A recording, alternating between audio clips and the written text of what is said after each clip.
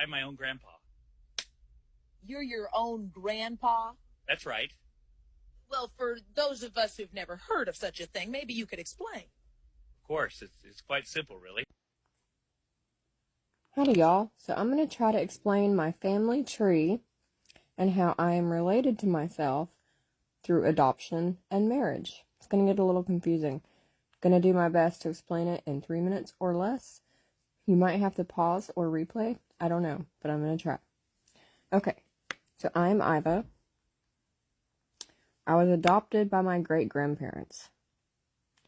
So, this is my maternal side. Great-grandparents had my grandmother, who had my birth mom, who had me. When my great-grandparents adopted me, Iva, that made my grandmother my sister. That made my birth mom my niece, I'm her aunt, which makes me my own great-aunt, or great-niece. On my dad's side, my birth dad's side, his mom, who was my paternal grandmother, named Kat, married my grandmother's first cousin. So by adoption, her first cousin is also my first cousin. So when my paternal grandmother married my grandmother's first cousin, that made my paternal grandmother my first cousin, since I'm my grandmother's sister.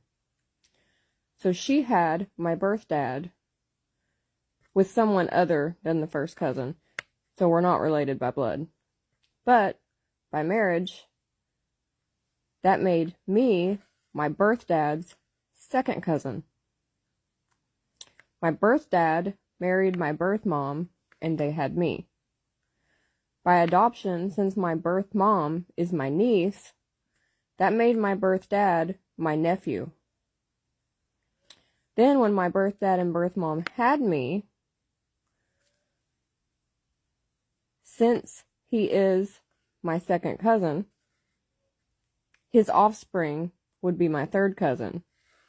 So I am my own third cousin.